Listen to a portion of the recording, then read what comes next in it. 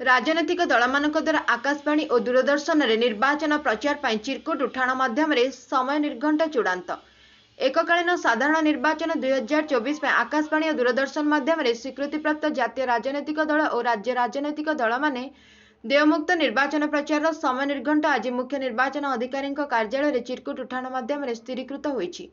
रही व्यवस्था अनुसार स्वीकृतिप्राप्त जातीय और राज्य राजनैतिक दल मैंने आकाशवाणी और दूरदर्शन में निर्वाचन प्रचार पर समय पाई से क्रम में आकाशवाणी कटक केन्द्र और दूरदर्शन केन्द्र भुवनेश्वर आनुकूल्य अतिरिक्त मुख्य निर्वाचन अधिकारी डकप्र एन तिरुमला नायक पौराहित्य चिरकुट उठाण प्रक्रिया करा जायतिला। एथिरे भारतीय जनता पार्टी, भारतीय जातीय कांग्रेस, आम आदमी पार्टी, सीपीआईएम और बहुजन समाज पार्टी प्रतिनिधि माने अंशग्रहण करथिले।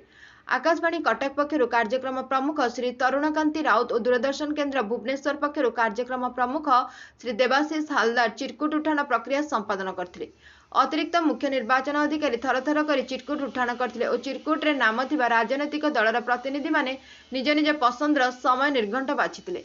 एही समय निर्घंट मध्य संपृक्त दल माने आदर्श आचरण विधि अनुसार निर्वाचन प्रचार पर सुजोग पाइबे। Bureau report 51 news agency.